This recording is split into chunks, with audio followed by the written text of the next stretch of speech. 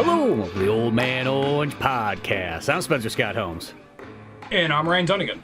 And we're getting balls deep into some Sonic the Hedgehog good times because it's only like one more week and then we got Sonic the Hedgehog 2 coming out full steam in theaters and whatnot.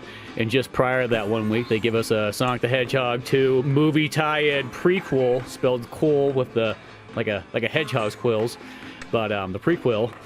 And we just thought it's like one of those ones like, all those movie tie-in type stuff, I really wish there was more Sonic the Hedgehog 2 things that we could have right now.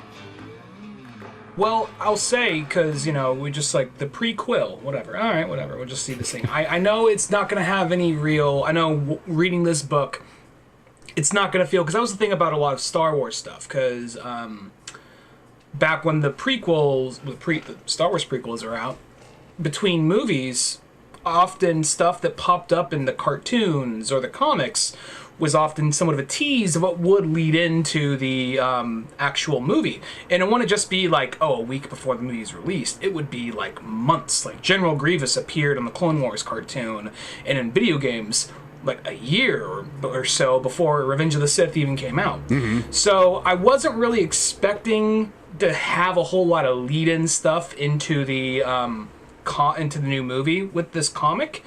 So I was just kind of we'll check it out. It's a Sonic comic, and it's leading into the movie, and we're definitely going to do an episode on the movie.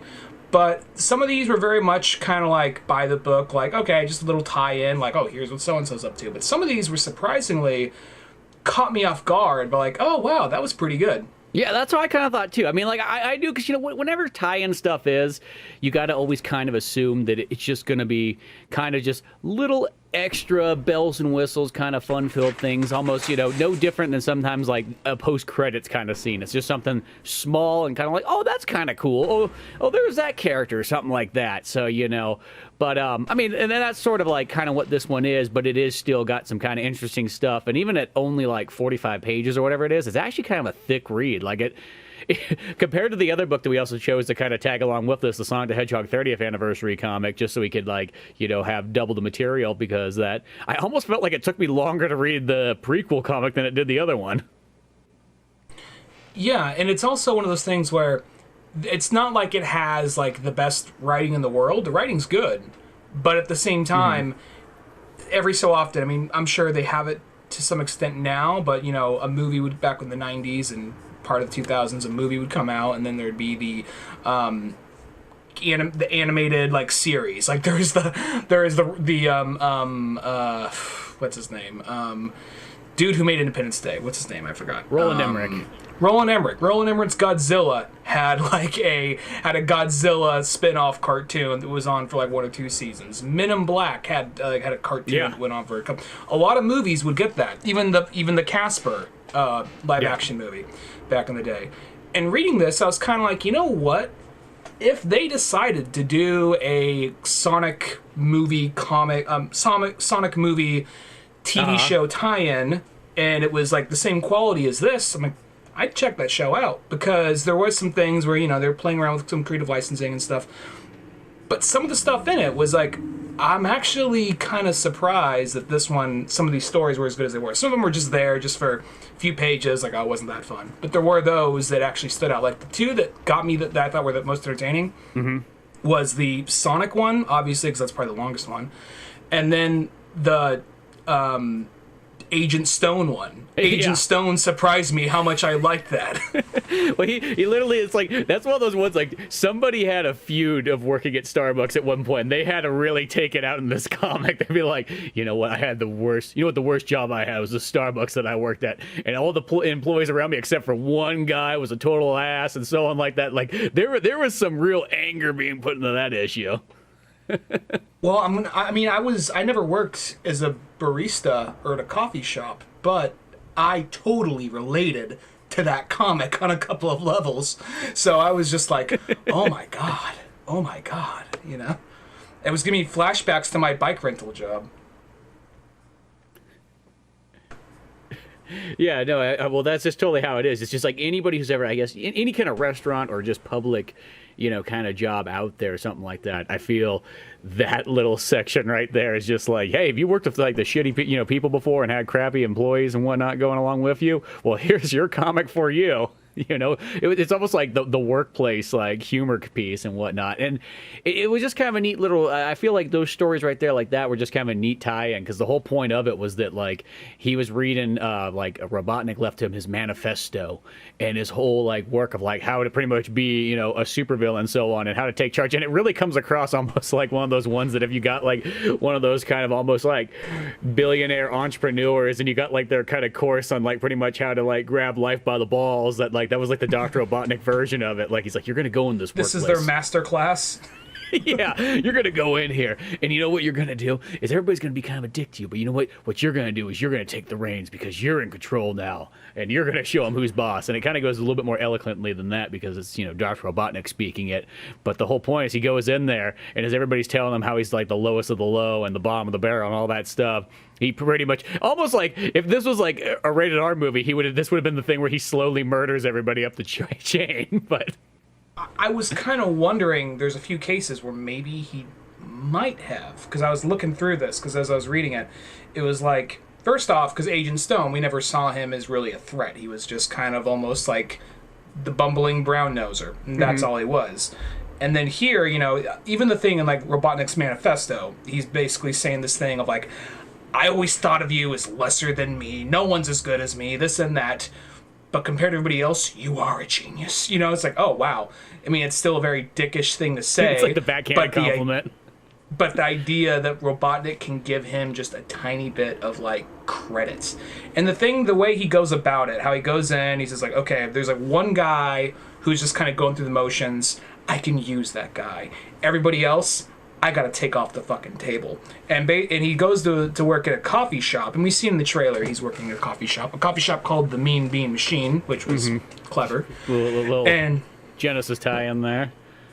I'm gonna say this. I watched before we get too far into it, I watched the Kid Cudi music video that links into the movie.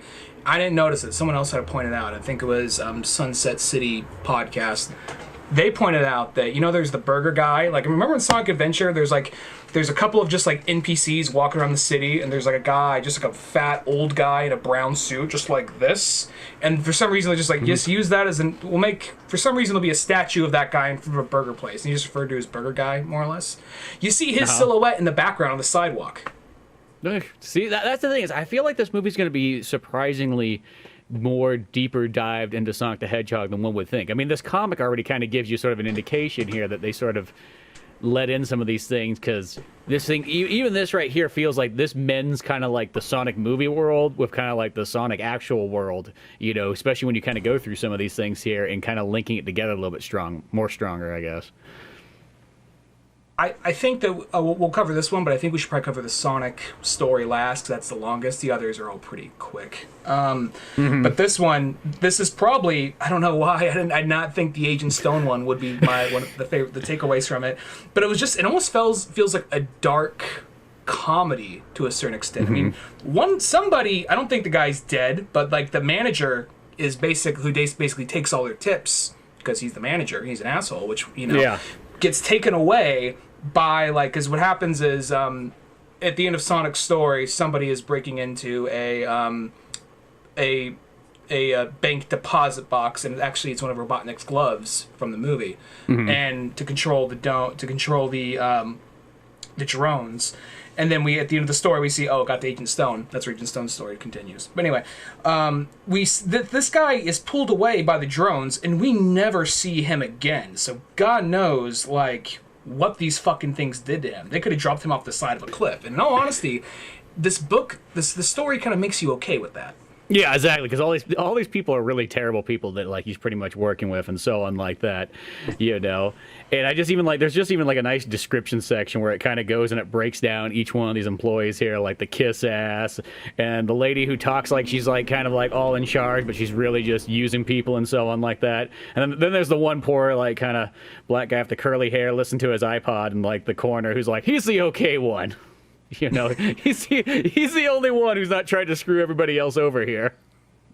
Then there's the girl who's like, I know you just started, but can you cover for me? It's like, I fucking know that person too. Yeah, I was gonna say those And people then- too. And see, she feels like she almost could be murdered too, because her last scene is she's sitting out on the beach like, haha, fucking sucker. Like, you know, I mean, it's life's so much better when you know that there's people you can use in a sense, and there's like these robots like ripping apart her car, which, you know, probably that's like where it's supposed to be ending, but let's be honest, these are just robots over there. Next thing you know, when she gets back to the car, the robots are waiting to get her. She's never coming back again. That's a possibility too. Well, even if you look at these robots, I mean, they're movie versions, but they're essentially the crabs from Sonic 1, which is what I appreciate. Just all the little things like, okay, so if the crab robots were in the movie, this is what they look like. And they're at the beach, so it makes sense too. Makes total sense. And like the idea of like, because yeah, I can kind of see that going either way. They kind of leave it open ended. The other, I guess the manager, like the secondary manager, basically, he frames her for money embezzlement, and she's just in jail, and like he's basically hacked all the assets, so the company is going to him. Yeah. So it's just all these weird things like that. Like if this was like, this almost seems like this. I'm surprised you wouldn't think, like, I'm reading a Sonic comic, and it's about how a guy destroys the lives of everybody around him, and it ends with him sending someone to jail, 2 other people possibly being murdered. Yeah. And also he could run a coffee shop.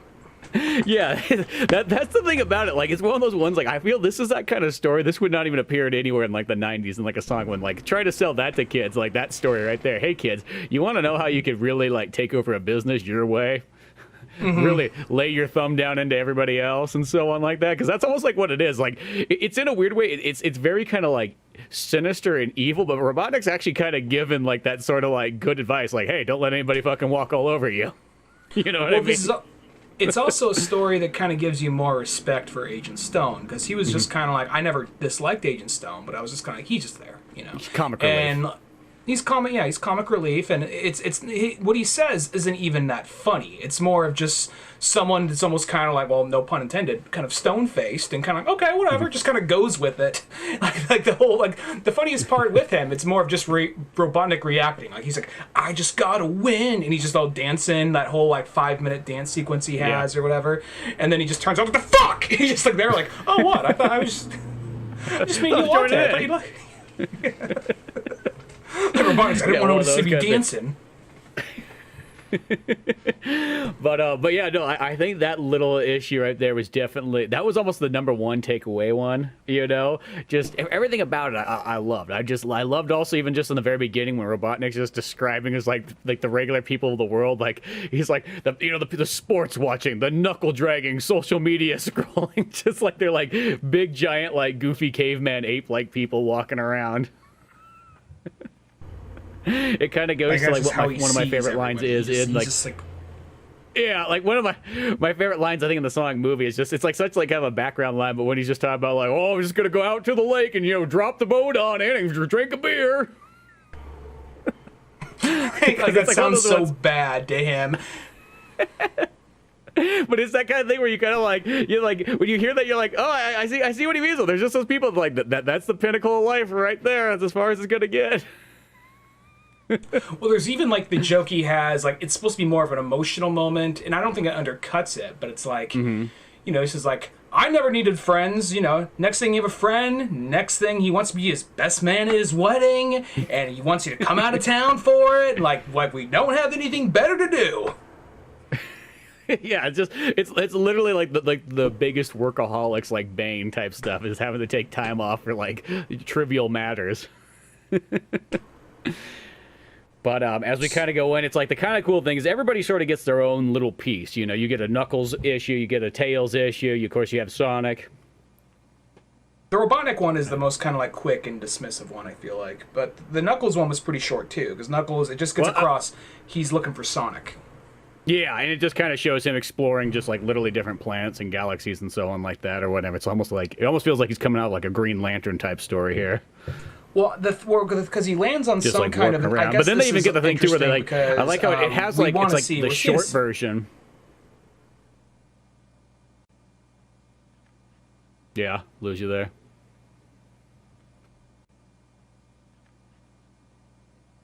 And there he goes. think it's resetting. I think there's a little bit of delay for a second. I think we're kind of back to real time, I think. Oh, okay, there you go. Now you're back in action. All right, cool. Okay.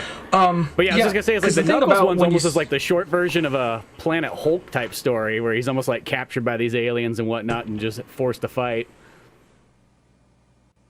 What also has this thing of where it's like, when you see a Sonic, when you see something, we're getting a Sonic adaptation of some sort, you want it to be more representative of the actual games and whatnot.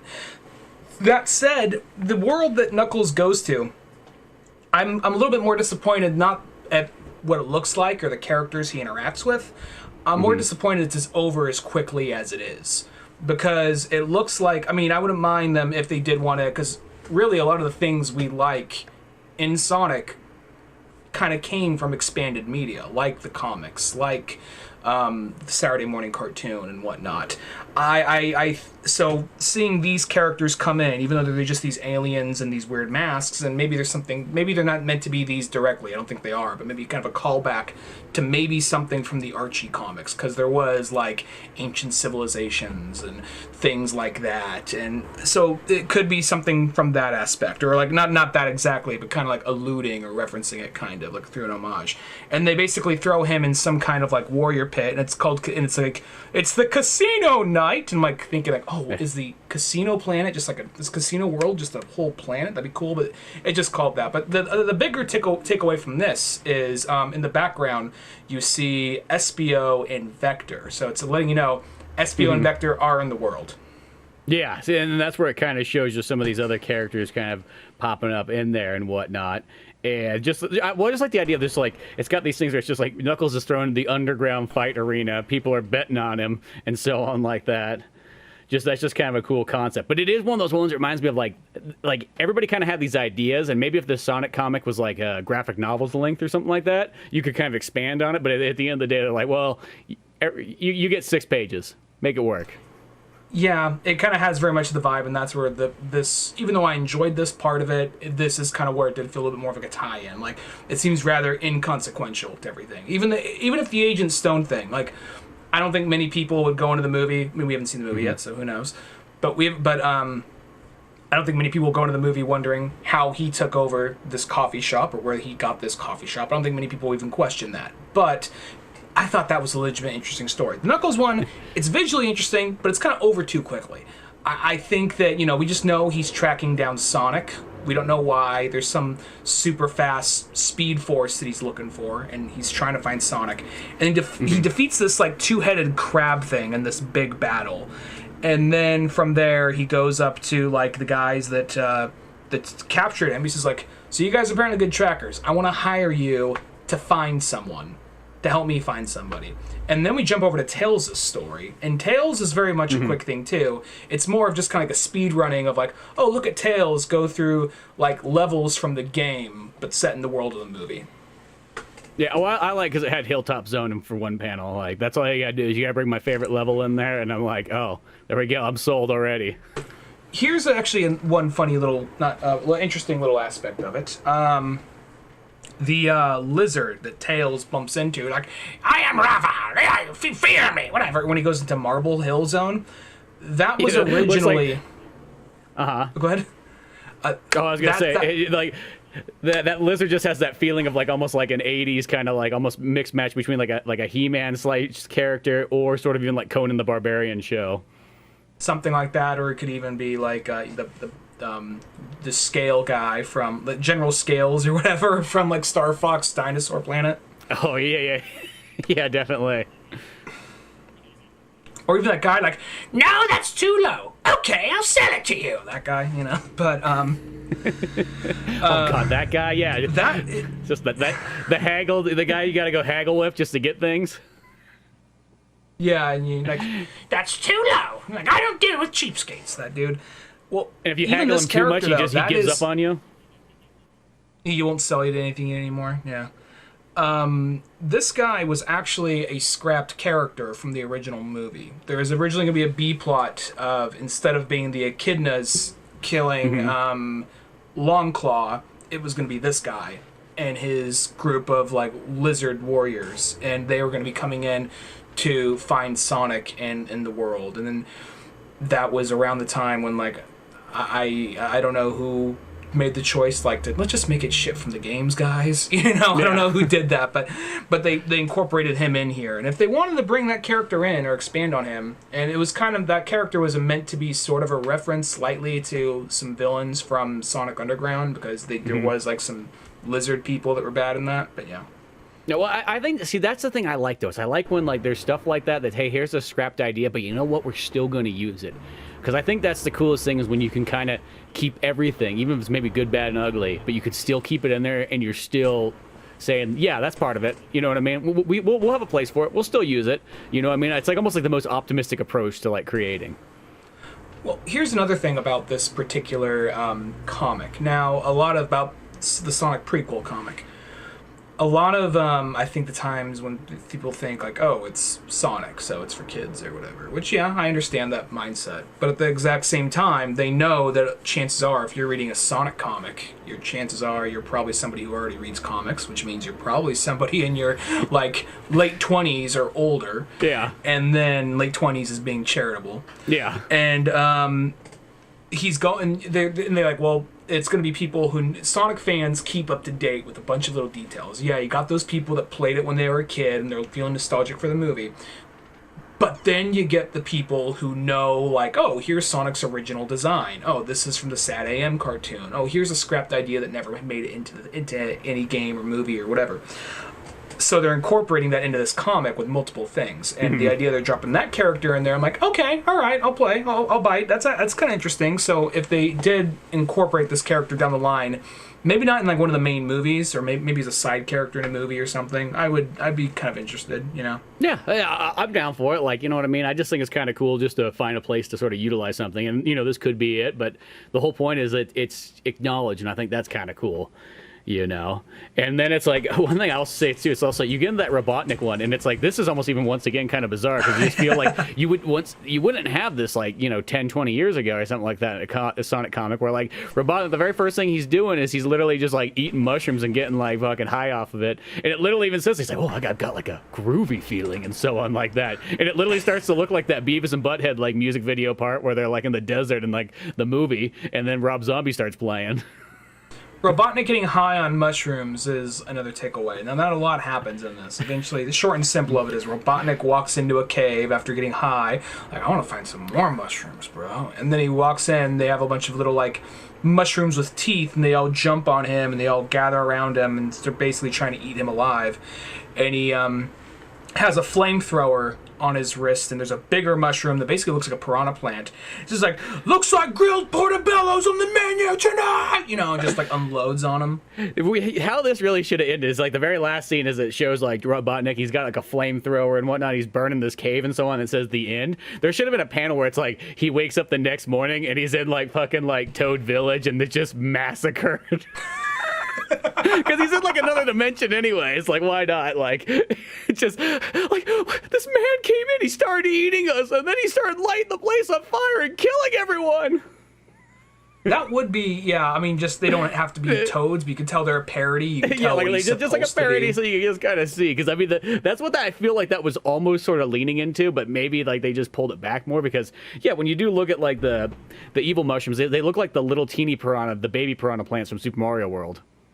They do. That's a good point. Well, it's also, I mean, the whole thing with him going to the mushroom world in the movie, it's two things. It is a reference to Mushroom Hill, but it's also a dig at Mario at the same time. And I think the writer actually came out and said that. So, you know, I don't think that'd be out of character, but I guess they don't like the idea of him killing, like, it's a village of people. They're mushroom people, but they're people. Whereas opposed, they're like little like, and I gotta fuck them, you know? Yeah, exactly. You know, they don't have a real soul. I guess that leads us to the main story, which is the longest one on here, which is the Sonic one. And I like, this is probably I did not think the Agent Stone one would be my favorite one, but the Sonic one's probably my second favorite. And basically Sonic is bored, and just he's doing things to like, like, oh, so yeah, ever since I've fought Robotnik, things have been kind of boring here, but I've just been, just laying low and kind of eating donuts from bakeries and whatever. And I do like how he just quickly made a bunch of snowmen and made one snowman look impaled, and like another snowman pointed the other one like, you did it! Like, no, I did it! People walking by like, what happened here? Just like the little things right there like that and so on. Like he's just got kind of bored, so he's just doing shit and whatnot. And even like, I even do like how he's even eating like a big old fat chili dog at some point. I mean, I know they sort of showed that in the movie, but like, I think just to drive that home, like, okay, we want to make sure Sonic's got a chili dog. And then they get across that, and I'm surprised they actually, for a second, I thought they're just being funny. Like, is there like a joke I missed? Like Wall Wall? Like Wall Wall? Like, meanwhile, in Wall Wall, I just like, did I miss, or Walla Walla? I'm like, did I miss a joke? Oh, Walla Walla is a real fucking place. So yeah. It's kind of like, I think that's cool. Like, they're like, okay, what's a place not that far from Montana? Mm-hmm. And there's a bank robbery happening, and Sonic sees it on the news, and Tom Wachowski from the first movie and the dopey partner of his, they get a call too, and they're ice fishing. Like, all right, we gotta be cops. We gotta get out there, and Sonic beats them to it. And it's basically this whole bank heist, but they're going into just the deposit boxes trying to find Robotnik's glove, because I guess he had one stored away there. Yeah, so it's just these criminals thinking they're like, hey man, if we get the power of Robotnik's glove, and then we can control all these machines and so on like that. Not really realizing that Robotnik would definitely have a security lock on any of that stuff from anyone else. Yeah. Well, there's even like a quick small thing that I thought was clever, which was when they, because you see, it's one thing, I know you're reading a Sonic comic, I know we're seeing a live-action movie, not that big of a deal, but it's weird reading a Sonic comic and seeing people pointing real guns at other people, and it's still in the PG realm, but just one of those things like, oh, right, real-world shit, okay. Yeah, well, because it has that thing where it's just like when you would see just even sometimes certain like kind of like cartoon adaptations of things where it's like, it's like Batman the Animated Series. You have guns and that and so on like that, but as we get kind of farther into like the 2000s, they're like, no, start giving them laser guns like in the Batman like and stuff like that. It's like, yeah, just have them walk around with that. I mean, like they're two steps away from being like, you know what? How about the villains carry Nerf guns? We can get a tie-in going with it and everything like that. I mean, nobody likes to get the little Nerf thing stuck on you. Someone licks it and then like shoots it to you and it sticks to your forehead. That's just never a good day. And it's all, and like they have a quick little Pulp Fiction reference in here even, because the guy calls his girlfriend Honey Bunny a few times.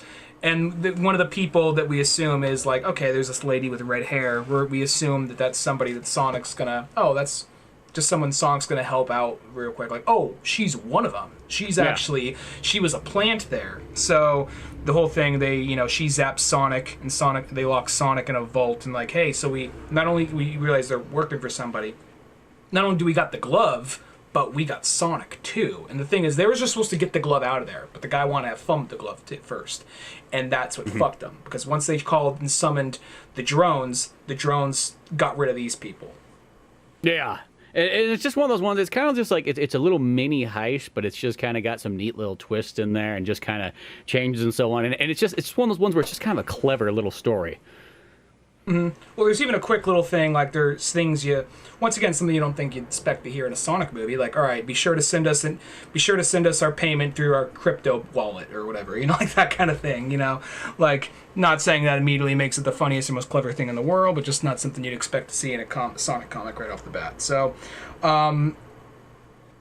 so this was a fun, quick little comic, but that's exactly what it is, a fun, quick little comic. And if they decided to do a continual series and set in the Sonic movie universe, I would be curious to check it out, as long as it was at the same level of quality these were, with just more time to flesh out the story, Yeah, exactly. Like, because it would be kind of interesting if they did decide to say, hey, between Sonic 2 and 3, we're going to have like a 12-issue run, or even a 6-issue run. It doesn't have to be that much, but just a little bit more kind of like in-between stuff, Because sometimes that kind of like excess story movie tie-in things can be really neat, because it just adds that extra level to the story and kind of just these background stories that you couldn't tell anywhere else anyways. But no, overall, I thought it was pretty cool. It's definitely made for the hardcore Sonic fans, of course. Like, if you just hopped into this because you like Sonic the Hedgehog 2, the game back in the day, well, you might be like, well, it was okay, I don't know. Like, oh, it's changed a bit since I was a kid. Yeah, one of those things. But yeah, going in from that Sonic comic just to add to it, and just to add to like why Sonic the Hedgehog, is generally appealing to like people in like their 30s to 40s nowadays, is we have the other Sonic the Hedgehog comic we did, the Sonic the Hedgehog 30th anniversary. Right there should tell you it's not a kids thing anymore once there's like a 30th anniversary on it. Yeah, and it's I even have the hardcover of it right here. So it was one of those things where it was a book I was meaning to get for a while, and I got it like around Christmas time. So this thing's a little out. This thing's been out for a minute, but at the same time, it's kind of like we knew that that book would be really short, but to keep it in the Sonic theme, like, well, let's check this out. We like Ian Flynn. We did the first 3 volumes of the main IDW line, so let's do the one where, because now, I mean, nobody seems to like this decision. We still got good things as a result, but like, I mean, because classic Sonic is now its own separate universe from Sonic Adventure Sonic, which I don't like that. Even Ian Flynn doesn't like it, and he just says, I can't say too much of it because I don't want to bite the hand that feeds. I like my job. So yeah. It's like he's fully acknowledged it, and even like Sonic Adventure feels like a natural progression from where the other ones were. But regardless, this is one made to be more on the classic style. And because of that, we don't get a lot of classic characters back. But this one, we do, and a lot of them surprised me. Yeah, because this one just sort of, I mean, like, the one upside is I guess you can sort of give more time and effort to certain characters that maybe if they're all jammed into one universe, you can't as much. I mean, it just feels kind of weird because it's like for the longest time, it just felt like all Sonic was one thing. It's like that's what made the comics kind of cool. Is like they literally incorporated everything from like the regular Sonic game, Saturday morning cartoon show, even some of the other spin-off kind of cartoon shows, up to Adventure and so on. And then once they kind of did New 52 of Sonic, it just kind of split into 2 universes and even made the games kind of weird where it's like in Sonic Forces where it's like, oh, Sonic, original Sonic doesn't talk because that's what in the game it's like, well, yeah, because it's a Genesis game. I mean, like there's almost like no video games that talk at that period. I mean, like when you boot up like Super Metroid and the first thing talks to you at the beginning, like you jump backwards and you're like, what the fuck? Super Nintendo can talk? You just don't expect it at that time period. I mean, when you first play Pokemon Yellow for the first time, I'm like, oh my god. God, you're like, no, talking in video games is blasphemy. Or even like, kids need to read, damn it. There's even like the Dirty Harry, like, go ahead, make my gift. Oh my god, Clint Eastwood it's like he's here with me. Yeah, that's actually like one of the original like talking in video games. That's such a great game too. But yeah, so it's like they kind of just have these weird things in there where I don't know. I kind of hate when some people think they're being clever. They think they're being smart because like, oh, he didn't talk in the game, so he doesn't talk now, and it's like, no, that's a technology. That's a limited technology thing. That's like saying like when you make the movie for the book that you just kind of bought. Well, none of the characters technically talked in the book. You had to read it yourself. So let's just have only subtitles and no actual people talking. That's that kind of logic right there. Just imagine you're watching this movie and you're like, I see the subtitles, but nobody's mouth's moving or anything like that. It's kind of daunting. I mean, he's just staring into the screen. Like he's gonna jump on out and kill me or something like that. It's like saying like, oh, we're gonna go see this adaptation to a Japanese turn-based video game, and whenever they fight, they just stand there, taking like single file, taking turns whacking each other. Maybe sometimes someone does a summon, Yeah. But yeah. And one guy spends way too long like dicking with his stats after the battle. Wait, guys, wait. Pulls out a little on. Notebook. It's just the skill tree. Like, Yeah, hold on. I'm not too sure. Do I want to be a fire mage or an ice mage? Oh, I don't know. It's a big decision right there. No, don't go on ahead. Wait for me real quick. I don't want to get lost. I don't have the map. You do have the map. Yeah, but it takes like an extra. I have to press select and it pops up on my screen. And what if something else comes up at the same time? There's that guy. Like, how long is this movie? Like, oh, this is like the first. That was the first hour. We got 2 to go. Like, Jesus Christ. Like, oh, no. Be thankful we didn't see the director's cut. Yeah. Yeah. A lot of bonus quests. Yeah, a lot of those extra quests and a lot of training, too. But, a lot of grinding. Yeah. Gotta get a lot of training in there. Come on. Gotta be like Rocky.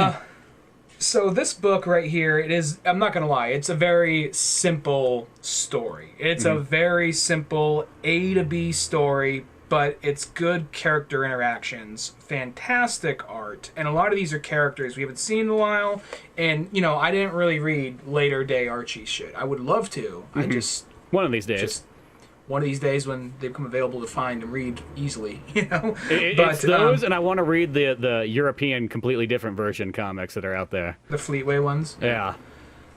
So this is all very, like, a very, you know, old school retro style Sonic game, or Sonic story. And it's basically, they're all just going around trying to collect the different emeralds. But the thing is, it doesn't just follow Sonic, Tails, and Knuckles. It also jumps over to what Mighty and Ray are doing. It jumps over to what Amy's doing. And then there's even characters and cameos that come into this that you don't... I was not expecting to see Metal Knuckles. Like, they're going out of their way and pulling characters from Sonic R, and they even throw in, like, I was not expecting to see, even though he utilized them a lot in the Archie run, I was not expecting to see Fang, Bean, or Bark. Yeah, they kind of have all that, and then I mean, just even small things too. Like I like how Amy's in like her Sonic CD outfit and so on. And there's one line I just want to read off really quickly because this line like made me laugh so hard. Where it's in the very beginning, and Sonic's all like, he's like, "Amy, I need a boost," and she looks at him and yells, "He's like, you're a wonderful person, and people say nice things about you." And he says his look on his face vertically, like, oh. Like when I saw that, it's like I laughed so. See, that's the perfect example of like how you can have, in a sense, that's like the most like G-rated humor. That's like humor you could tell your grandmother, and it's like sometimes those can be like the best jokes. Well, the thing is, it's not this book is totally hilarious. There's a lot, that part's really funny. There's a lot of little quick chuckle moments throughout it, and the artwork is awesome, and it's cool seeing these characters. And like Metal Knuckles comes in, you know, they're basically, Metal comes by, he steals the emerald, and then like Sonic's like, that's weird, Metal always wants to have a race or battle, why'd he just take off, that's fucking weird. And then you know, Knuckles comes by, says, oh yeah, some shit just went down on the floating island, I was hanging out with me and my woodland animal buddies, and then Metal Knuckles came by and started some shit. And then he just came by for the emerald, and then he fucking bounced. I'm like, oh, that's fucked up. You know? Word for word in the book. Yeah.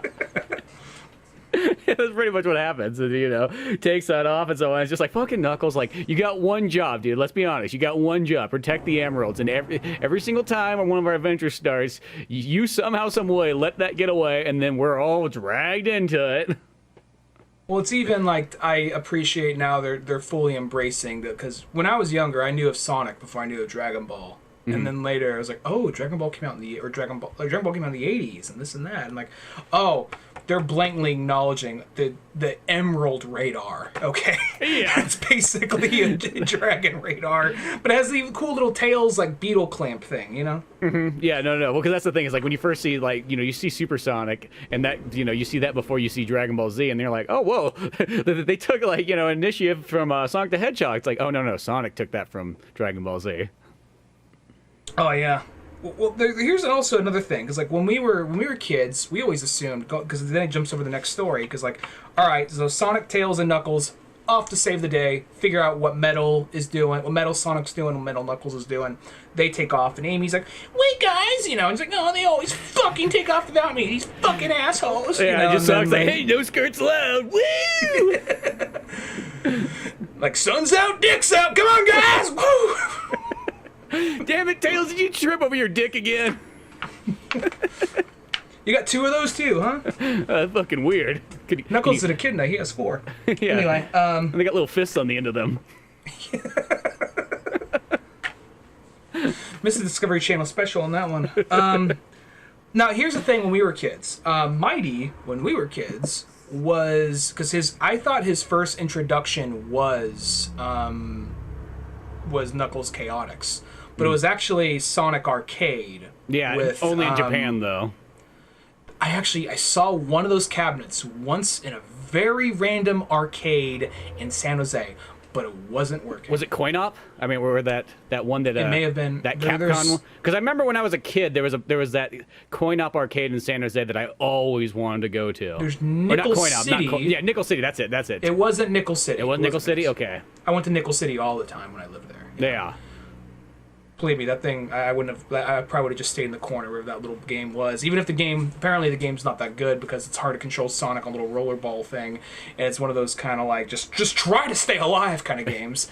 But at the time, you just be happy for anything Sonic. Yeah, the downfall is because the game it uses the trackball, and that's like how the gameplay is that they've never really released it anywhere because it's one of those ones they're like, well, shit, nothing really has a trackball on it. Let's be honest, unless you bought your arcade 1-up copy of Golden Tee. Maybe we could throw it on there, but which does make me kind of wonder though, because the trackball's kind of coming back for a lot of these arcade systems, and on like the arcade 1-up, there's a trackball plug-in on every single one of them. So all it would take is, hey, Sega, you want to re-release that Sonic game, and they could literally do the thing where you could put that Sonic arcade game in one of those arcade 1-ups, put the trackball system and all that kind of stuff in there. And if you wanted to package a couple other games, I mean, you literally could. Sonic 1 and 2 technically have arcade versions of them that are just more kind of like the Super Mario World one, where it's like, hey, you want to get farther in the game, put another quarter in.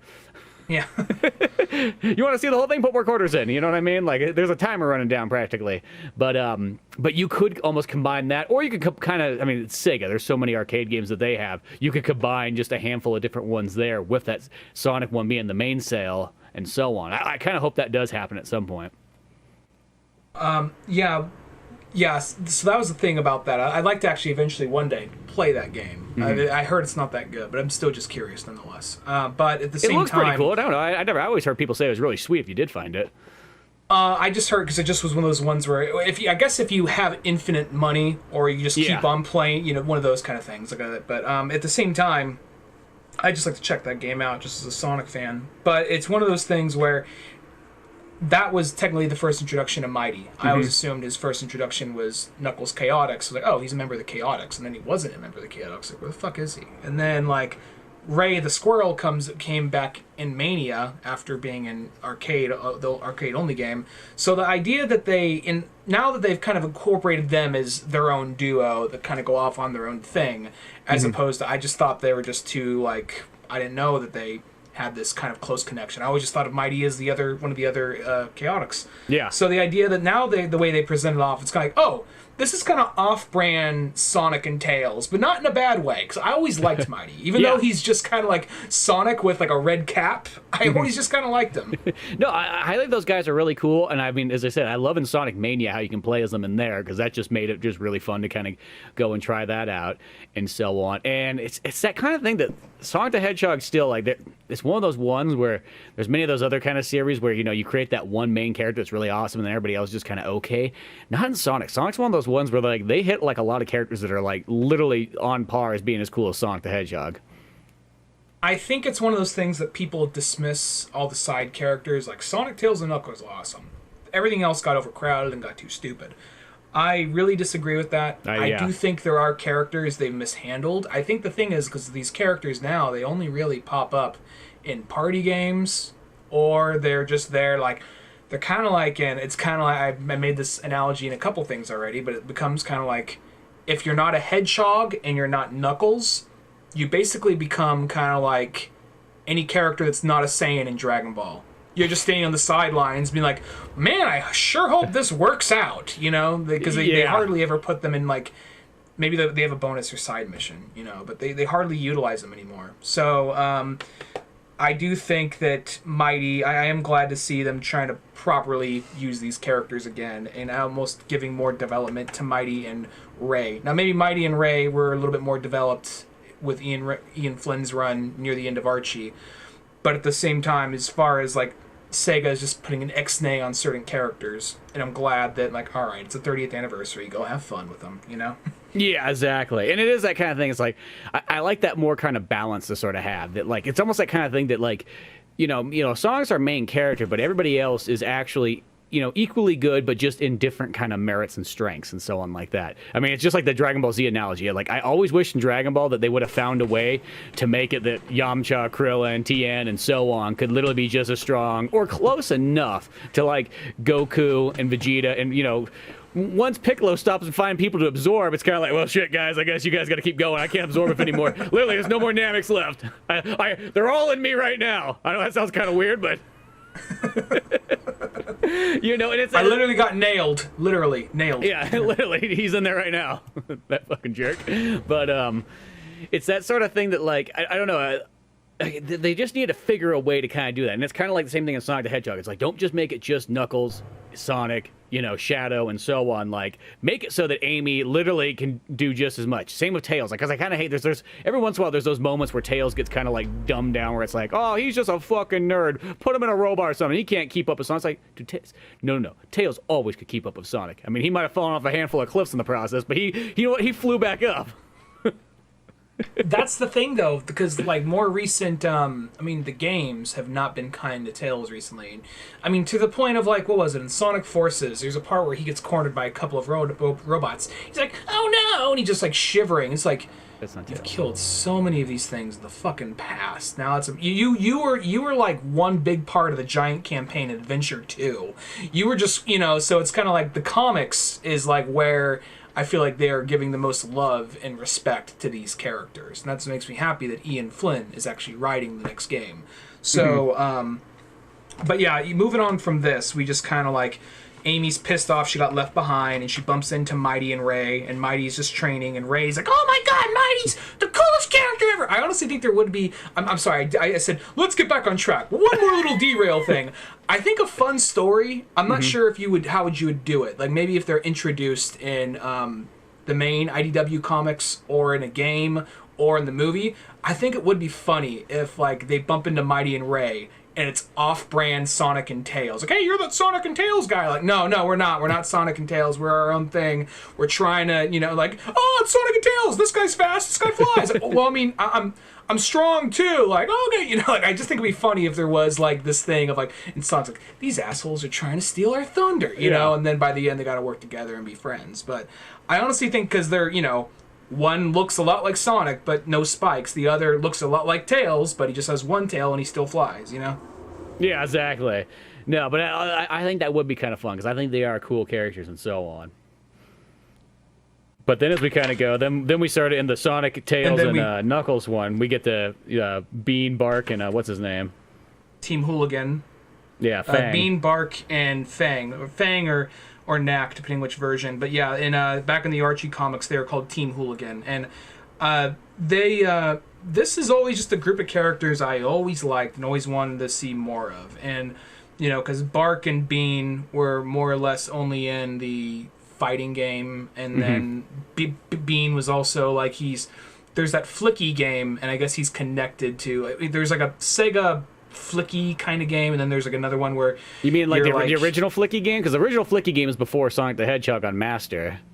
There's the original Flicky game, and there's some connection between him and the Flicky there. And then there's also a game where I don't remember what it's called, but there's a game where you're like a duck-like thing running around laying bombs, and he's meant to be related to that character.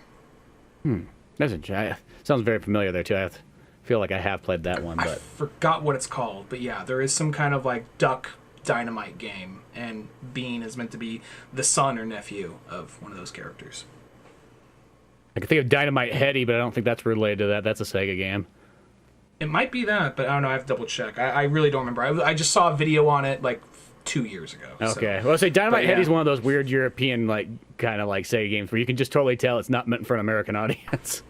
There's just some of those games. It's just like you could just see them right off the bat, be like, this is the target audience is, you know, somebody in, you know, Europe and France. I mean, Europe and France, England and France. You know what I mean?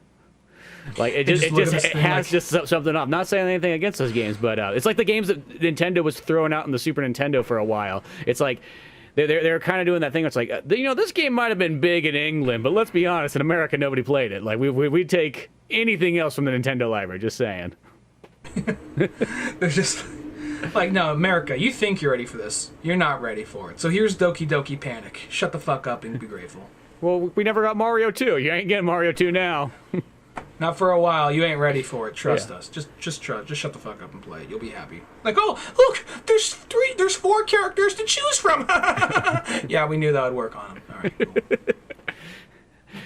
But this is where you get like a 3-way battle, or like a 3-on-3 battle between classic Sonic Trio and Team Hooligan.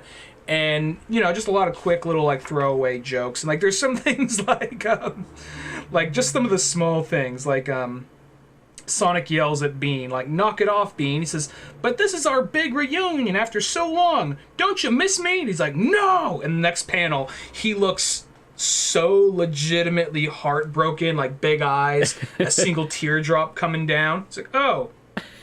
Okay, fine! He gets back to fighting. But I like how in the classic world they went out of their way, like, okay, Knuckles' rival is Bark, and like that makes fucking sense. Yeah, no, to keep that kind of going and so on.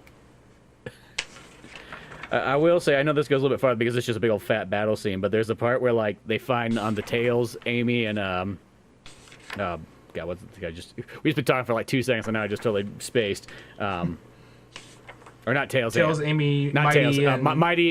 Mighty and Amy and Ray, and they find that like Tails doll, and I know it's a little bit later, but there's a part where I love later when like they have to start working with Robotnik and so on. I know this jumps ahead, but Tails has this line where he looks at like Robotnik. He's like, "Whoa, when this is all done, you got to let me know why do I have a stuffed animal and everybody else has 2 robots built after them?" I laughed out loud on that line. Yeah, he said that like Tails that look like there's some serious dark shit you're doing with that thing, and what's with all these stains on it?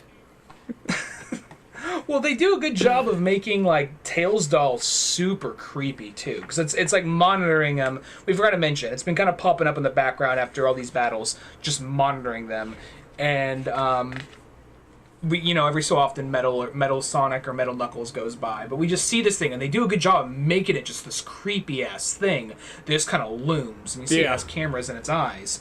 And then, as this battle goes on, there's just some of the quick things, like, okay, they show Tails isn't useless. He's not only good in a fight, but in ways that are different than Sonic and Knuckles. You see Knuckles, like, getting this crazy epic brawl with fucking with Bark. Yeah, Bark. And they just basically they KO each other at once.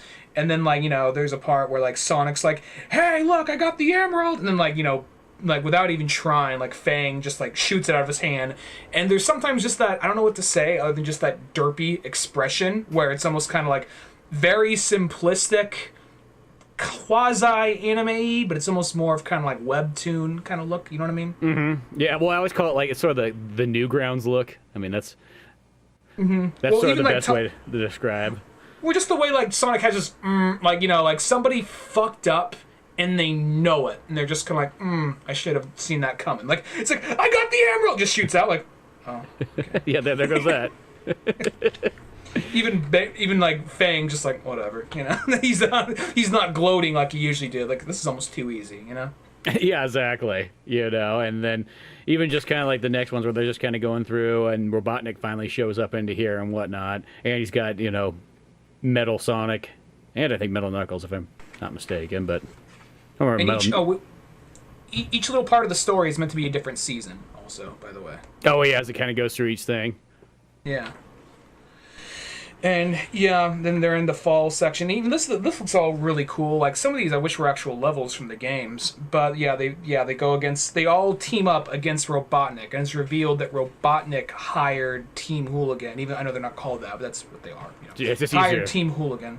They hired Team Hooligan to get the emeralds, but he's still double-crossing them. So they're like, hey, what the shit, And then, so that basically, all the teams hone in against Robotnik. And there is this nice moment, because, Bark, there's not a lot they do, because he's always the quiet guy. He doesn't talk, but they go out of their way to, like, maybe deep down he's a nice guy. He just hangs out with the wrong people. Because, Amy goes up to him, and Amy's just wailing on him, and he can't bring himself to hit a girl. So he's like, I don't really want to do this, Yeah, he just kind of has that look.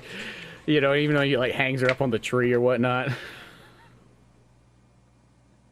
But, in the meantime, even, like, there's a cool, quick fight with, like, Bark and Mighty. Just these weird team-ups that don't really come to mind right off the bat, Yeah, no. I like all that kind of there, and just like the collaboration of everybody and so on. And as they kind of get through this and farther on, they realize that there's the robotic Dr. Robotnik, like, robot. That's the worst way to say it, but that's what it is. It's a robot kind of in the form of Dr. Robotnik that has literally sort of taken over everything there. And they realize that, like, oh shit, he's the one kind of running all this stuff, and Robotnik just totally fell out of control. Well, he's the king, I think King Heavy or whatever. He's like, because in whatchamacallit, in Sonic Mania, every level you have to fight against one of the hard-boiled Heavy, which is his new team of goons. That's right. Yeah. And he's the head one of those, and I think it's very intentional that he's made to look like, he's not exactly like him, but he's made to look like Metal Robotnik from the Sonic OVA. Oh, yeah, I didn't think about that, but that's totally true. Definitely has that kind of feel to it, you know. And as they realize they're like, okay, we got to all work together here and so on, and just kind of get some cool little action and team up and so on going on. Yeah, I really do just like seeing all these characters together. And I honestly thought it would just be quick little drive-by scenes of the characters. Like, all right, Sonic and Fang fight for a second. Mighty's there for a minute. But no, it's this big, giant team-up, and it does not feel overcrowded. No, it doesn't have that thing where nobody's getting their kind of time of day and so on like that. It works, and I mean, you know, at some point it's like, well, you know, the second that they get in there and get the emeralds, you know, everything's going to turn right then and there. I wish there was, like, on one of the pages, on page 46, the only thing it's missing is Tails flying over. I wish there was a poster of this, because it's all of them running towards the camera, Sonic centered. All it needs is just Tails flying in the corner to have them all. But I would want. Yeah, it's kind of weird. I mean, I know why, because this is where Tails is asking that question, like, hey, what the hell do you do with that? You gotta tell me later what you do with that Tails doll. Well, and also just the Tails doll doesn't even like properly like walk. It just kind of flops around, you know. So, well, I'd like to see what it looked like in animation. Well, even like, you know, because you know they get. I like how now they're also at the point where, even though technically Robotnik is Sonic's arch rival, he slowly became more of Tails' rival, because it's two geniuses constantly going head to head in Adventure 2. They were the counterbalance to each other. So I like the idea that it's the two geniuses have to work together while everyone else is fighting right here, and Tails goes in and does something at some point in the middle of that battle. But I like while Robotnik is going over his plan, like Tails suggests something, Robotnik is like, that's exactly what I was going to say, because I'm a genius and I thought of it before you. So in the middle of saying that, that's where the Tails doll doesn't just pop up, it flops up like you know. Right over the windshield. And they both scream like, the fuck! You know, like, what the fuck is this thing? Tails is like, what do you do with this?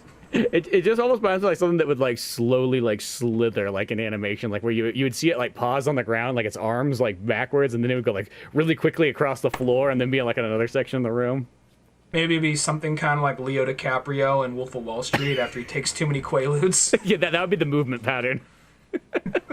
Only faster to make it more kind of creepy. Yeah. I just imagine it goes from being like pause slow to almost like no motion to like I just picture it like slithering and almost like it could wind up the wall and everything like that too. Just like, and just it's like, how is it stuck to the ceiling there? You don't question it. And it has that weird creepy like song, like music from like the boss bit levels from like Sonic CD. That yeah, where it gets like happen? that. Yeah, that'd be kind of interesting there. Like a Japanese horror film.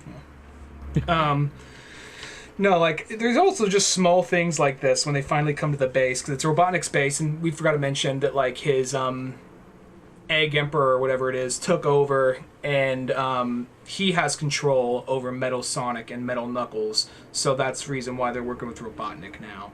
And they're coming to Robotnik's base, and they're all thinking about different ways to knock down the door. Like, you know, like, Metal Sonic, Metal Knuckles, charge! And they're like, no, they might get damaged, we might need them, you know? And then like, okay, and then Bean says, well, now that's settled, time to knock the door down. And by knock, I mean liberal use of high explosives. And then that's where, like, Fang pulls him aside, like, no, we don't need you caving in the whole place. And he's, oh, come on, man, you know, where's your artistic vision? And then they have, like, you know, Bark, Mighty, and Knuckles being, like, the brawler characters, like, all right, we're gonna knock this down. Like, Brian's like, guys, no. He uses a garage door opener, like, here. Yeah, I mean, like, I actually have to live here, you know. And everybody's just like, okay. And that's where you get this really awesome brawl with the Egg Emperor. And I feel like even though I love Supersonic, I feel like at times he's a little bit of a Deus Ex Machina kind of thing. I appreciate this is a book where they didn't feel the need to put that in there to save the day. Yeah, exactly. Even though we have all the emeralds sitting right there, he doesn't have to turn into Supersonic. Like, I feel like that just needs to be saved for, like, it's just saved for a special moment or something like that. I mean, like, in a video game, it makes sense if you're going to use that as, like, your last level or whatnot, but, you know, I think that is kind of something to keep it special.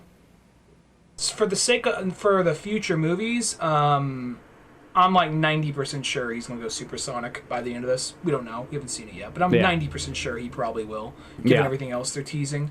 That said, though, I really hope it doesn't become a trope in the movies. Like, well, shit went bad. Time to go supersonic again at the end of the movie. Like, maybe if you go supersonic in the middle of the movie and things don't work out. Or whatever. Yeah, have one of those ones where he thinks he's going to win because he goes supersonic and he literally just gets the emeralds knocked out of him.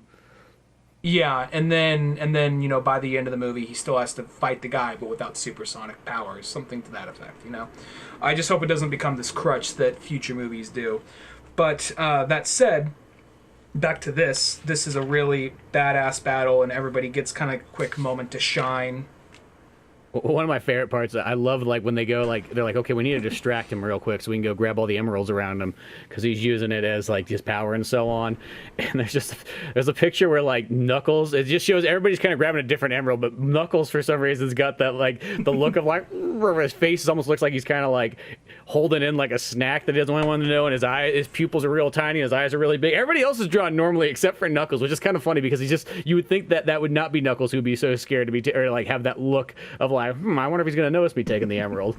It's just the look he has. Just the once again that derpy like kind of look. You know, it's just something about that. Like and then like everyone just grabbing it like a different way. And Sonic's just also doing the thing where he's just pissing off the Heavy Emperor or whatever his name is, and just like really just beating him down. And I don't know, and just like every time they show his like reaction, it's just a little closer in on his eyes, you know. And just like Sonic's just using just continual insults towards him. Yeah, so I mean, I know that like if you did make this, say like you made like expand this book and make it like, you know, like an hour and a half movie and make it all 2D animated. Mm-hmm. I'm not sure if it would be like other than Sonic fans, I don't know if it would be anybody's favorite movie, but I still think that, you know, it would surprise people. They'd be a little bit more caught off guard. Like, that was way more clever than I thought it would be. And the animation was really good, too. You know what I mean? Something to that effect. Yeah, well, it's one of those ones that I just always kind of thought, I'm surprised they never made more Sonic OVA kind of anime movies as time went on. You know what I mean? Like, you felt that, like, there would have been multiple times where they could have cashed in and milked in. I mean, I know, like, when Sonic Adventure came out, you pretty much have Sonic X right there at the same time and so on like that to kind of follow in. But it's still so weird that there's not just like, hey, you know what? Like, we got Sonic the Hedgehog 3. Let's throw another, like, anime movie out there. Oh, we got Sonic and Knuckles. Fuck it. Throw another one there, too. Or even throw one in between those two. You know, even later in, like, the Saturn era, you think you would have been like, you know what? We want people to make sure they don't forget who Sonic the Hedgehog is, so let's throw a movie in right now. I also feel like it's... I mean, there was a point in the 90s where they were trying to mention a Sonic movie that never got made. There's, like, apparently 2 attempts, or like not even like barely attempts. Like somebody came up with like a rough, not even a rough draft, like a pitch, and didn't go further than that. Well, I'm talking more just a straight anime, just like the OVA one, just more of that.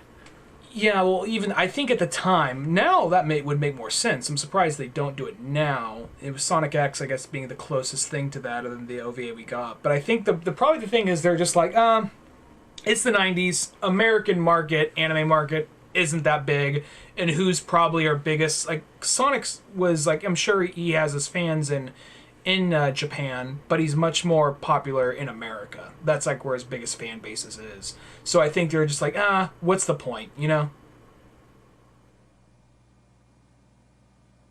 Yeah, but you know, it's almost even like in the Dreamcast era, that would have been an ideal time to throw one of those. As I said, I know Sonic X kind of hits right that same time that, like, it pretty much covers, I guess, what they would think their ground is and so on. But even it's weird, it's like, when you think about it, there's actually not a whole lot of Sega animes. I mean, they just recently put that Shenmue anime out, you know what I mean? And it just feels like all I started doing is thinking is like, in all the years, why does Sega not really have any animes for the most part?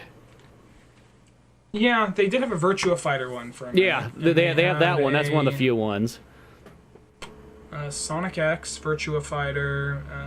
You said Shenmue. There's probably an obscure game.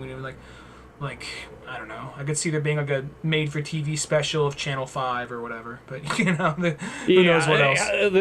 There's probably, if you look hard enough, there's probably a couple other ones. But it's kind of weird that they didn't use that, because that always feels like, not saying that like making an animated movie is cheap, but it always feels like comparative to like other things, like the tie-in animated movie compared to what else you can do, is kind of a good way to sort of like, I don't know, put some extra things out there. But yeah, kind of.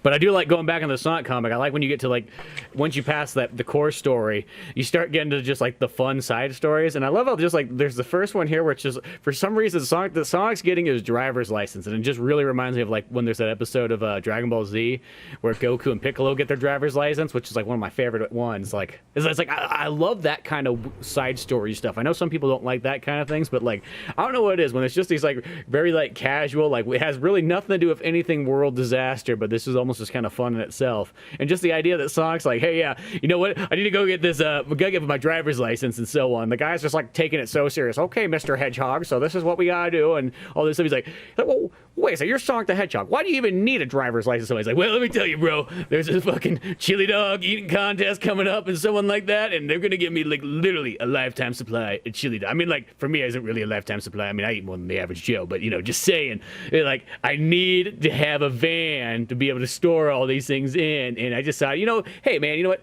I run all the time, and it's not like I get tired because I'm fucking Sonic. I'm cool. I'm you know what I mean? Like, I don't need the cardio, but every once in a while, it's kind of fun just, you know, to sit down and, you know, watch the drive go by. You know, I watch Tails do it. You know, he gets to sit down every once in a while and fly a plane or drive a car or ride a robot or something like that. I want to be like that. I think it's funny if, like, the idea that, like, just looking at this, because Sonic the whole time, he's just not even paying attention. He's just being like a chatterbox to this guy, and this guy's like, all right, just eyes on the fucking road, eyes on the fucking road. And like throughout it, there's a bunch of small little like jokes and like deep cut references and whatnot. You even see kind of like somewhere in the crowd, like Sonic's original design, as a rabbit walking by, you know. So it's like one of these things, and like Sonic, he's just like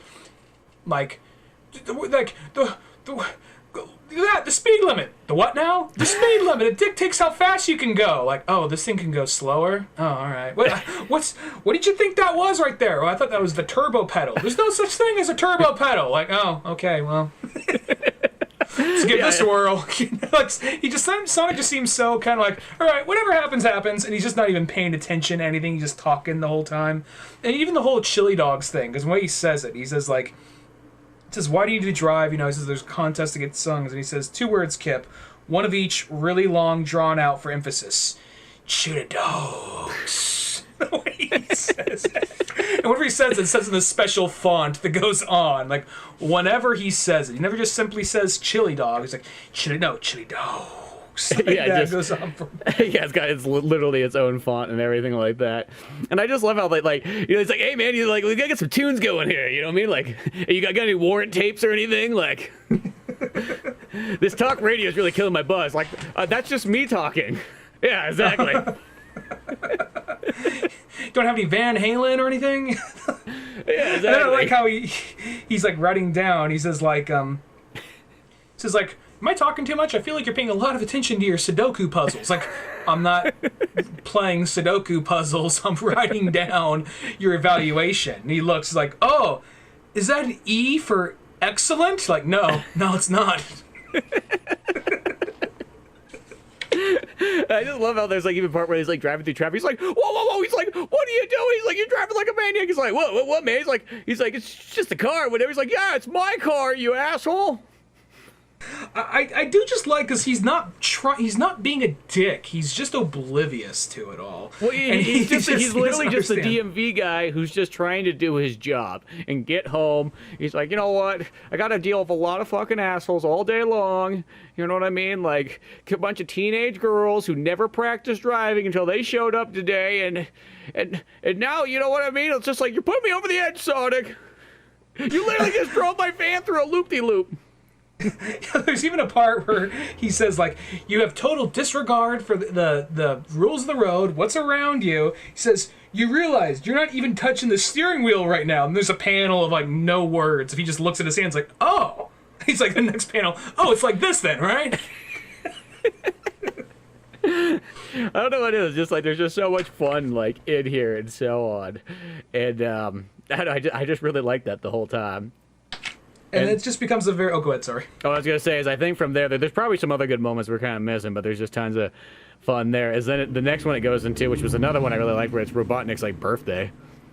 Yeah, which that was a very simple kind of just easy one where it's just like he wakes up and it's kind of fits the thing we were saying, which I feel like Robotnik would be like this. Either he would want a monument built to his birthday, or it's just a birthday. He's just like, oh, one day closer to death. Now I must double time, make sure I kill the hedgehog. You know, I think it's one of those two things.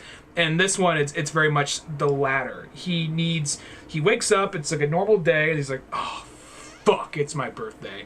And he's like, every year the robots try to do something nice for me, and they show like one of the little like turtle robots like giving him like a fake emerald, or they're giving him a piñata that's shaped like Sonic, and he's always like, I can't. I'll be honest, looking at some of these robots, I feel kind of bad for like killing them, because they draw the robots super cute in this. Like one of them is like the octopus things, has big eyes, and he's coming up to him like giving him like a macaroni art. like they're a bunch of like his children literally like trying to give him gifts. And then it comes out, there is like kind of the closest thing you can have to a because I guess that's the thing. We always talk about it's Sonic's birthday. It's Sonic's birthday. Who shares the same birthday? Robotnik, you know? So, and no one ever talks about Well, then there's one of these scenes I love, because when Robotnik's walking around, he's like, oh, where the fuck are they? Where's the surprise at? I know they're fucking around here. And he's just kind of looking around the warehouse and everything. And there's a part where he comes to like the employee break room. And this one here just is like, I just love it so much. He looks in, there's nobody in there, but just the signs that they have on the wall. Like there's a big old Robotnik sign where it says, always watching. And then it has like one of those employee like, no, you're right. And then underneath it says, you have none. Yeah, there's ones like, do not wash your hands, you are a robot. Yeah, just things like that. Like, and then of course, like in the corner, there's like something that says like open mic night or something like that. But like, I just love that picture right there. Just a lot of the small things like that, and they even have like an air hockey table in there or some shit. Yeah, like there's the game room with like Sonic's head on the wall of like a dartboard. And then that's when he realizes all his minions are all ganged up together to go after Tails and Sonic. He's just like, I didn't give you guys proper upgrades yet. He's just like, what are you guys doing? You know, he's just like, we were going to try and capture and kill the hedgehog for your birthday. And then he's just like, back to the base. And then, like, you know, Sonic's like, hey, happy birthday. He's like, oh, fuck you. And they get back. And then they just like, he's just like, do you realize you could have gotten hurt? So it's like, oh, okay, they're kind of like family. He's actually kind of to some extent worried about them. Like a father figure. Like, kind of he's still being kind of like a dick. Like, I could replace you. It would be easy, but it would still be kind of a hassle. You know, like, we're sorry, sir. You know, and then they come out and give him a cake, and he's like, all right, okay, happy birthday, that's nice. Yeah, and it's kind of like he kind of just accepts it and so on. But it had just some of those like little moments in there. And then we go to like I think the final story, which is like Amy's got a new hobby, you know. And this is one of these ones where like I like the way it starts off. Just made me laugh. Like she invites Tails over, and it's just like, hey Amy, you never seem to invite me over for like dinner. Like, what are we doing tonight? Like, what were you gonna say? I was gonna say I feel like this opens up intentionally, you know it's not going to do it, but intentionally kind of like it's going to be someone's Sonic fan fiction. Like I think that is well, it literally has that feeling. Like let's just say if it wasn't Sonic the Hedgehog character, it has that feeling like, hey, like you know like you know what, I can't get with Sonic, but you know what, Tails, you're the next best thing. Like it had that feeling like in there. Let's get drunk and put this Sonic mask on. That's what it felt like it was sort of leading into, and I know that sounds like Sonic wise and furry wise that sounds like that could be going into the fan fiction, but let's just take it in the context of just like character development or whatever. That's sort of what it felt like it was leading into, like just like in a way just wanted to make me sort of laugh, where it just like, you know what, I can't get the Brad Pitt guy, but you know what, I will settle for Channing Tatum. like one of those things. Even though, let's be honest, like it's more like if it's Tails, he's still not. That'd be like more like the Knuckles or something. Like once you get the Tails, he's more of this like, you know what? I'll settle for Daniel Radcliffe. And nobody but his own fans really want him. But you know what? I can't get. I've been trying my whole life to get Sonic. I'll settle for Michael Cera. Michael, fucking say your name, damn it! Just all in one breath now. Just say it with me. Yeah. Basically, they come over. Oh, go ahead. Sorry. Oh, I was just gonna continue on where you're going with, but you know, after the dinner, she just more wants to know shit about Sonic, and I love the part where Tails is like, "What the fuck you doing writing down stuff? You working for robotic?" Like one of those ones, like holding her up against the wall. I knew you were a fucking traitor this whole time. I fucking was telling Sonic we cannot trust this bitch. Like got like the dinner knife to her, held up against the wall. It went that level. It just goes dark fast. Like just like speaks into like a small microphone, like the mongoose is out of the cage. Mongoose is out of the cage. You got 5 minutes to fucking explain yourself, or slit your fucking throat, Amy. Like he flips the fucking dinner table over and whatnot like that. Just you've never seen like Tails go that fast before. This place is fucking bugged. I know it. He starts pulling out like some gadgets and so on. Like you know, and like that's where Tails like starts like his hand starts shaking. He drops the knife. Like what? And, like Amy smirks. Like there's something extra inside those cookies. Oh fuck! He's falling over. Like he starts coughing blood. Like what is this? Like, you thought you were the smart one? Like on all fours, just like looking at him, like almost like turning her head all creepy, like. You thought you were the smart one, didn't you, Tails? Tails wakes up down in the basement. He's like, he's all like tied up on a chair and whatnot. He sees like Knuckles just over there, just beaten and bloodied on the other chair. If I can't chase down Sonic, I just gotta bring him to me. Smile for the camera. Just goes like full on like Jigsaw. Yeah, because it literally has. Well, I mean, that could just lead to like that like super villain like or super villainous kind of like level and so on. Instead, it's a nice and sweet story, and none of this dark stuff kind of happens. Where it's more like when Tails has her up against the wall with the steak knife, that actually isn't happening that way. When he's just questioning her, she's like, "Oh yeah, but well, Tails, can you keep a secret?" You know what I mean? Like, then they go in the next room. By the way, I write Sonic the Hedgehog via fan fiction and sell it on the internet on OnlyFans. Well, it's like, why do I like? I have 2 wieners. Like, why is that not in there? She's like, yeah, that got banned from one site for that one. I'm gonna wait. Apparently, they're gonna get bought by another company. We'll see how it goes. Then. Yeah, well, that's like one of those ones. You can only make money off that for so little a time that it can't last forever type thing. Well, it's also like I think it's kind of interesting just because you look through it. She goes and makes little comics based on their adventures, and there's even like just jokes because they're like Sonic and Amy are never going to get together because Amy's always going to be the girl that has a crush on Sonic, and in this there is like a panel of them speaking to each other and there's hearts around them, but their faces ripped out. And the word bubbles ripped out because like Seika won't let that happen.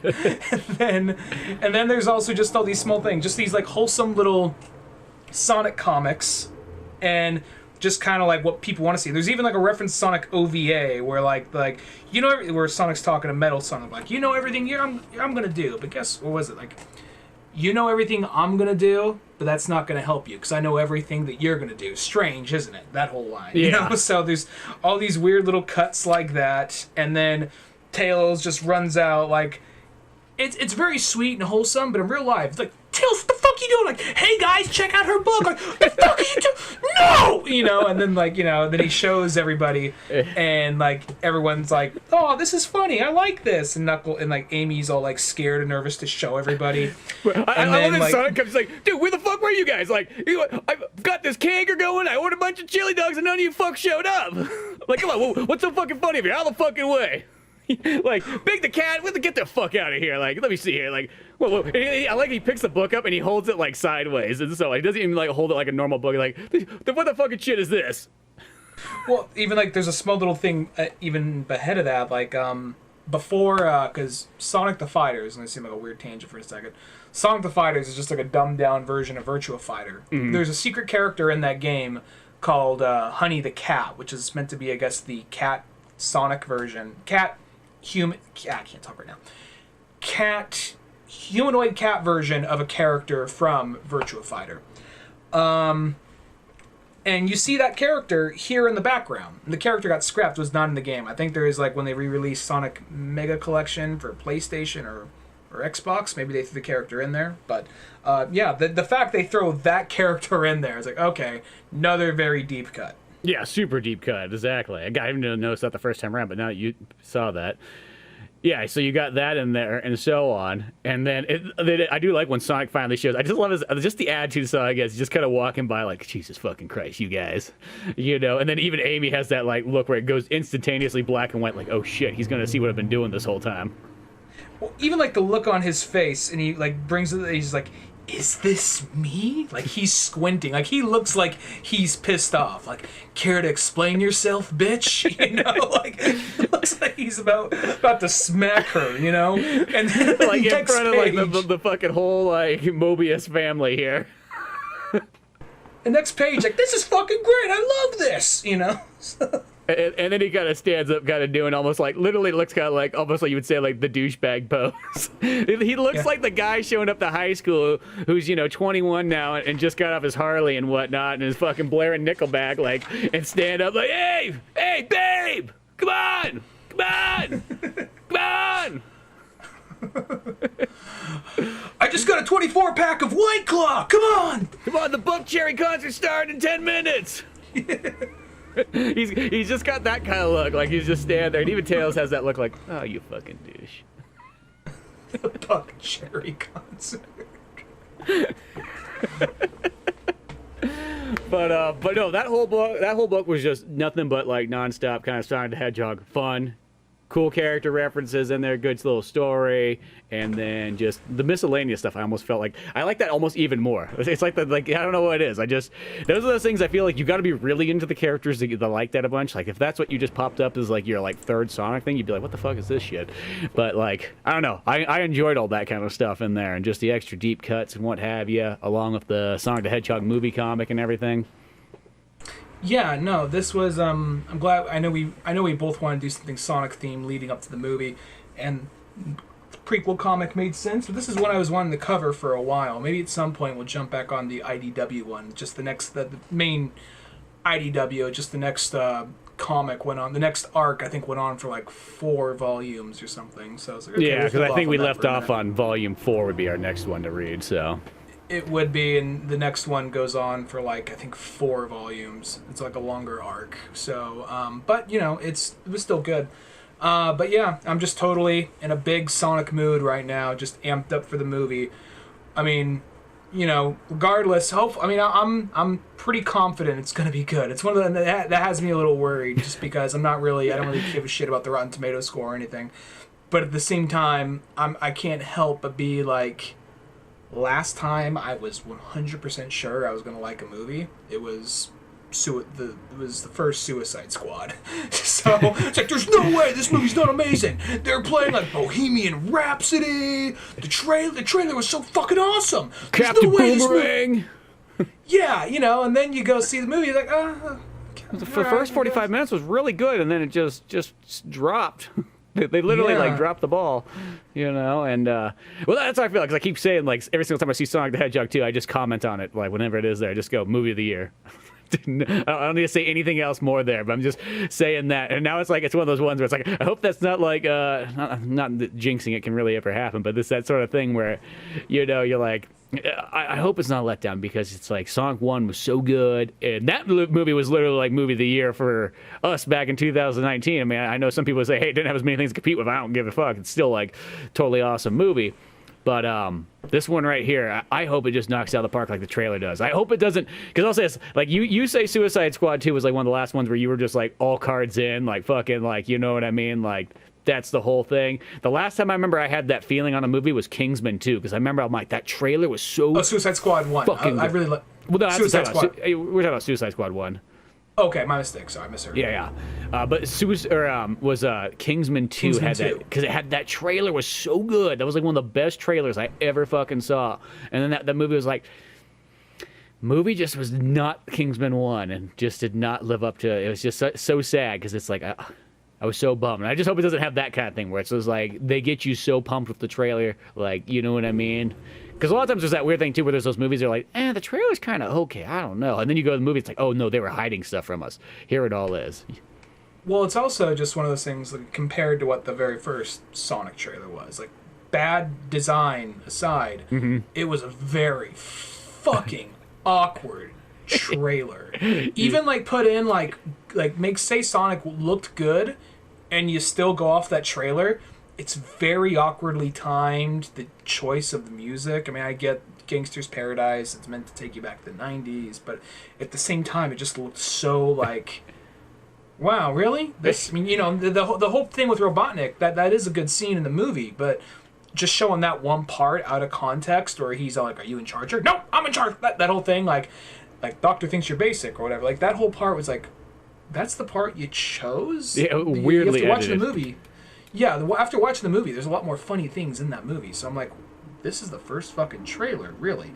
But, yeah, so seeing where we started and where we're at now, and how much, like, how amped everyone is, and Knuckle, I mean, now I guess I gotta fucking get Paramount Plus, because they're doing a Knuckles miniseries for Paramount Plus. Yeah. That takes place between Sonic 2 and 3. Oh, so it's like, here's that Sonic 2 and 3 thing I was talking about. It's like, there we go. I technically have Paramount Plus at the moment, so, you know. I think it's starting to run better. The first time I got it, when that South Park thing came out, it just, I literally had to watch everything off my phone. I could not get to work on, like, a TV. It would just always end up buffering, like, every 2 seconds.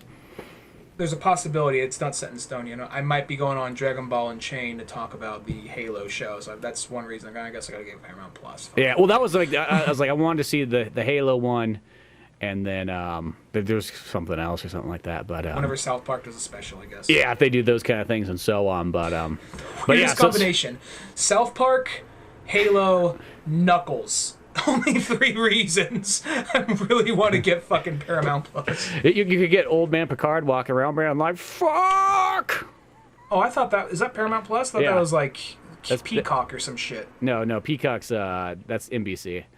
Paramount... well, it was originally on CBS Now, but CBS Now turned into Paramount Plus. Because all you gotta do is focus on who are the major companies. CBS, NBC, Disney, Warner Brothers. Well, now it's just like, you know, all of them keep on absorbing them, becoming something else. So it's like, you know, you had DC Universe, and then that got absorbed by HBO Max. Yeah. And then that's getting absorbed by fucking Discovery. So it's like, well, what the fuck am I getting then now? Yeah. I don't know. I have to create a new fucking password again. Okay. Yeah, next you're gonna have to get CNN Plus or whatever, because it's gonna absorb something else. You know. It's like, so if I want to watch the new DC show, I have to get CNN Plus, you know. So yeah, it's just like, no, that's if you want the Sonic and Tails show. Like, oh, so if I want to get, I need to get MSNBC Max. Okay, you know. So. Yeah, Wolf Blitzer's actually in it. But yeah, no, it's starting. He voices Fang. Yeah, it gets kind of confusing there and so on, but yeah, no, more good song stuff on the way. I think the movie's still going to be awesome. I don't care. I'm going all in. You know what? If we're playing cards and whatnot like this, I think I got the hand. You know what? In worst case scenario, I guess if I don't have the hand, it'll just be like Red Dead Redemption. I'll just stand up and shoot everybody and take my money back. But I'm not throwing my car keys in the pile, but I got high hopes, and I'm fairly confident because the first one. All bullshit aside, I mean, it was a good movie, but it was the most bare bones, like, you know, animal, like cartoon character in the real world kind of movie set up, but the writing was actually funny and the action was cool. Mm-hmm. So all this movie has to do is pull from the game and Maybe it won't change the world, but it'll be a good Sonic movie. And that's all I want, is a good Sonic movie, you know? Exactly. And one of these days, I wish they just would release like the 2-disc super special edition version of that movie where they actually throw the original version of the film in there just for... I know they'll never do it. That's going to be like one of those ones, like in 20 years, there'll be that guy who'll be like, okay, I have this copy on my computer, and now I'm just going to throw it out to the wild now. Like, that's what's going to happen. Someone's going to leak it. But like, I would just love to see the original CG version of Sonic, just to have it. Like, because I know that it exists, I want it. It'd be funny to know, like, if that version, if they did not redo it, and the movie didn't do as good as it did, but did good enough to warrant a sequel, to see what Tails and Knuckles would look like. Yeah, just out of curiosity, you know, that's all. Like, he just Ugandan Knuckles, like the meme, like the "Do you know the way?" Like that whole thing. Yeah, who knows right there, but yeah, other than that, more fun Sonic the Hedgehog stuff coming soon. Beyond all that good fun stuff, go to oldmanorange.com for more podcasts, comic books like Pizza Boys, and all our old animation stuff and what have yous. I'm Spencer Scott Holmes. And I'm Ryan Dunnigan. And we will see you some other time. Later, folks.